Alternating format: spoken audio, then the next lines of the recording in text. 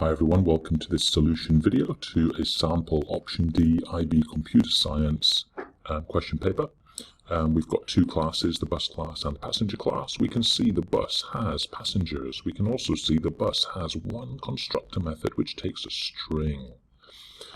Complete the UML diagram by showing the relationship between the two classes. There would be a diamond here to show aggregation.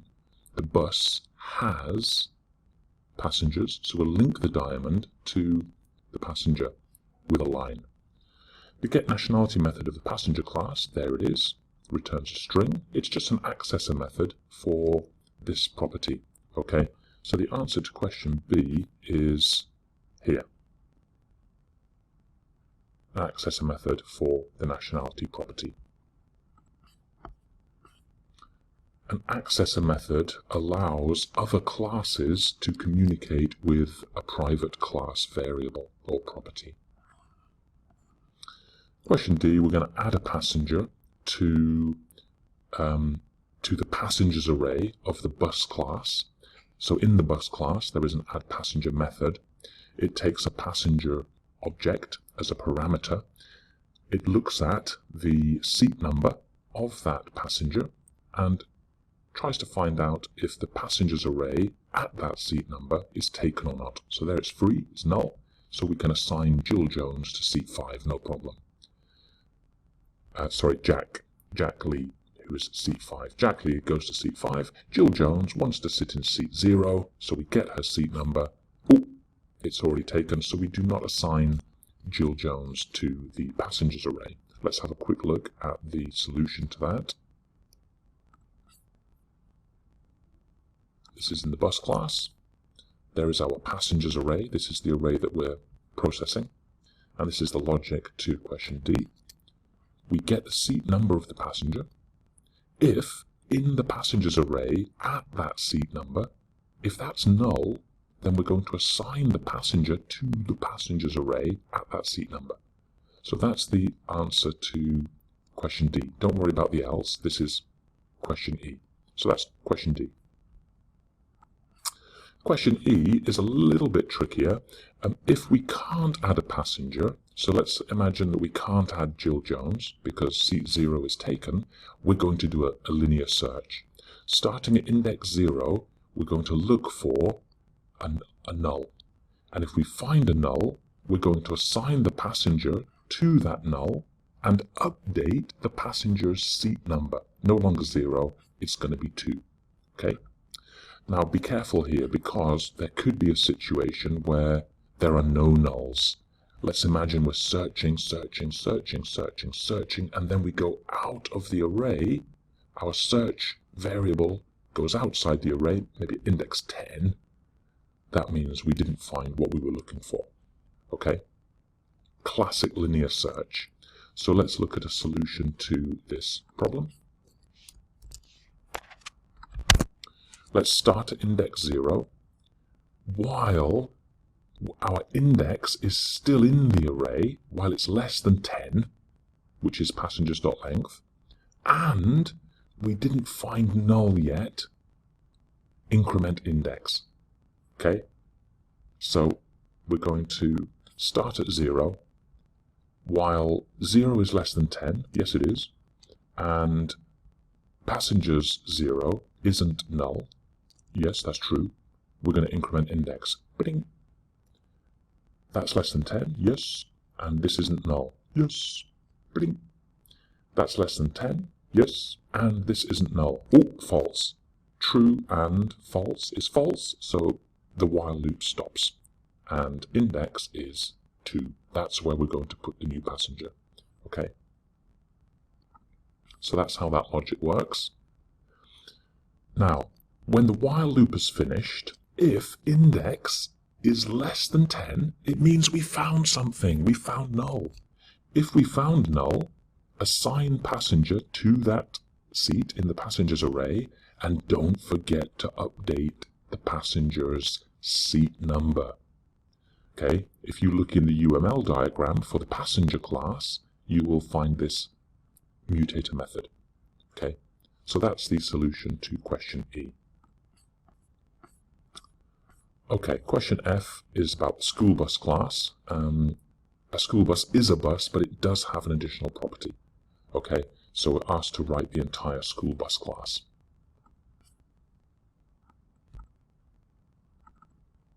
Okay, so it extends the bus. It has a additional property, so we need to store that inside the school bus class, and we need to write accessor and mutator methods for this property. Okay, we need to do that. So that's that bit done. The tricky bit is figuring out the constructor method of the school bus class. We know that every bus has a reg number. So a school bus needs a reg number. Now, you might get a little bit confused about how to do this, but remember, this is important. Look at the bus class UML diagram. Look at the constructor. It only takes a string. That string is the registration number of the bus. That's all that the superconstructor of the school bus class takes. This is it. So don't get confused about that. When we construct a school bus, we need that reg num, and we need our additional property, which is the safety switch.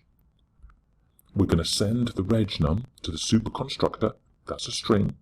Only one string is taken. And we're going to assign our parameter here to our school bus property. So there is an entire code for the school bus class. Okay, let's move on.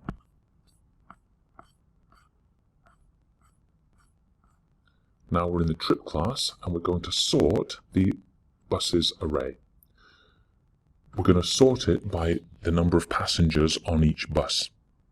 Fortunately for us, in the bus class, there is a method called getPassengerCount, and it returns a count of each passenger on the bus. Okay. Now, of course, a school bus is a bus, so the school bus class will inherit this method. Very useful method. Okay, so let's have a go at sorting the buses in the trip. Okay, we're going to sort this by passenger. So let's go to the trip class. Let's imagine that our 5 buses, this is our buses array. Let's imagine the 5 buses have these passenger counts. Okay, so let's do selection sort. Selection sort says start at 0 and then compare everything else with the value at 0. And if there's one that's less, or the least one, which is here at index 2, this will be the new minimum index. So the new minimum index is 2. And we'll do a bit of swapping as well. Let's get into it and just have a look at how this works. So this is selection sort. So we're going to loop through the buses array. And we're going to say, at the moment, the minimum index is at index 0, because that's where we're starting. So that's I. So now we're going to loop through the rest of the array. This is a nested for loop which is required. And it starts at I plus 1. So if I is 0, then we look at the rest of the array. If I is 1, we look at the rest of the array. Okay, so that's the starting point of J. We're going to go through the whole array again. So buses.length.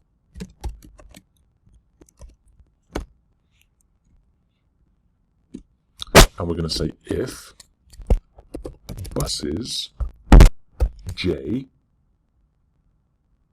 which is a bus, remember, dot get passenger count, if the count of this is less than the current min index,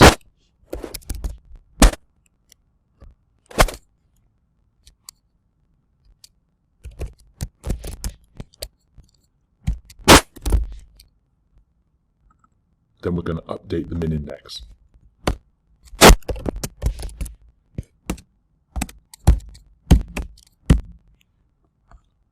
Okay, so if bus is j, if that is less than that, then the new min index becomes 1. If buses j is less than buses min index, yes it is, then this becomes the new min index. The min index is now 2. If buses j is less than, no it's not, so we don't change min index, it's still 2. If buses j is now here, is less than buses min index, which is here, min index is still 2, so we don't do anything. At the end of this loop, min index is 2, and we're going to swap buses I, which is I is still 0, remember, this one here, buses I will be swapped with buses min index. So let's do the swap. Now remember, the elements in the buses array are school buses, so I'm going to create a school bus called temp, and that will be assigned buses I, right? That's the current one that we're processing. I'm going to say that buses I will be assigned buses min index. So this bus here is going to go here, and buses min index will be assigned the school bus that we assigned to temp before. Okay, so that 5 that we stored in temp will go here. So that's what's currently happened. Then I becomes 1, so this is the new I. This is the new min index to get started, and we're going to do the same process. We're going to compare all these numbers with the current min index and see if it needs to be updated. And we just keep doing that, and magically everything will be sorted. Now in this video, I'm not going to go over the bubble sort solution. Bubble sort is a little bit easier than selection sort, and you should be able to figure out bubble sort if you understood what I did in selection sort. So we've reached question G. I think this should be H. We're going to code the count nationality method of the trip class. It counts how many passengers on the trip have the same nationality as the parameter nationality. You should assume there are 5 buses, but any of them may not be full of passengers. So we need to consider that situation that we looked at before, which was a bus passenger set could look like this. Sometimes there's no passenger. Okay? So let's have a look at the solution to this. We are in the bus class. Sorry, we're not in the bus class. We are in the trip class, and a trip has an array of buses. So we're going to do some counting. So let's create a variable to store the result and assign it a value of 0 to begin with. Let's loop through the buses array.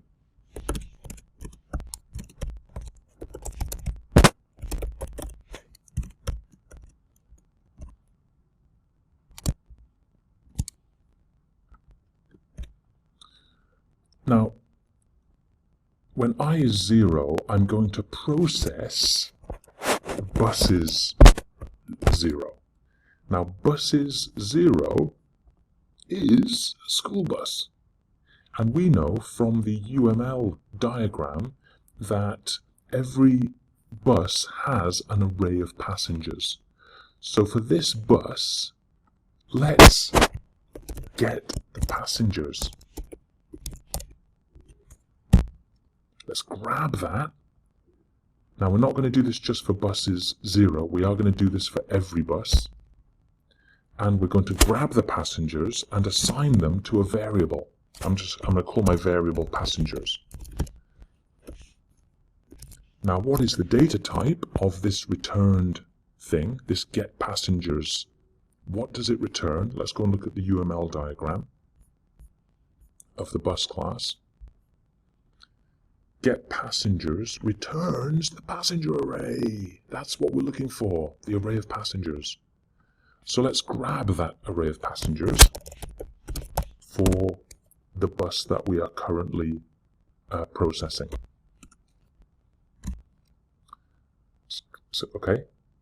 So this is a bus.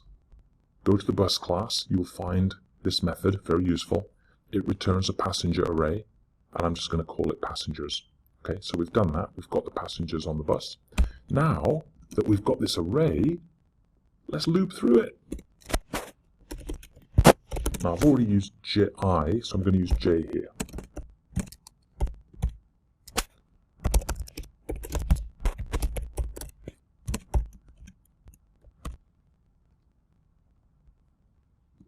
Okay, let's just close like that. Okay. So we're going to loop through this passenger array. Remember, some of them could be null. Okay? And we're looking for a nationality of a passenger which is the same as this nationality here. Okay? So if... how can we do this? If passengers J. Now remember, passengers J is a single passenger. Passengers, according to my code, is an actual array of passengers. Passengers J is a passenger. And in the passenger class, well, first of all, let's just make sure that it's not null. So if it's not null, and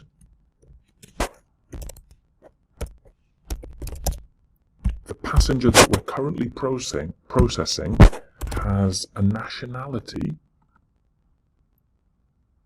that's a string, so we can use dot equals this parameter here, nationality, then we are going to count.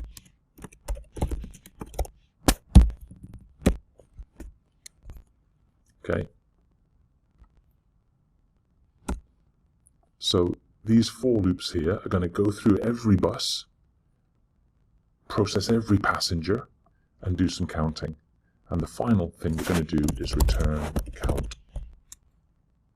Now, if you're not comfortable with this long line of code, remember you could do this.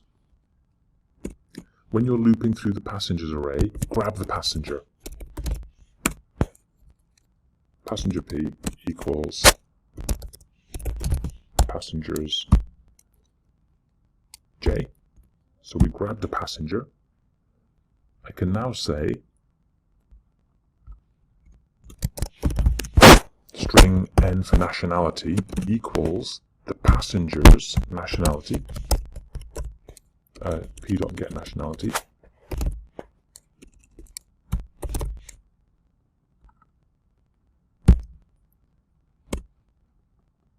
so I'm looping through the passengers array. I've grabbed the current passenger, I've grabbed the current passenger's nationality, and now I can just say if passengers J doesn't equal null and n dot equals nationality. I've kind of broken it down into a few more lines of code. That might be a little bit more manageable. Okay, up to you how you want to do it. That's a solution to question H, maybe G, I'm not sure.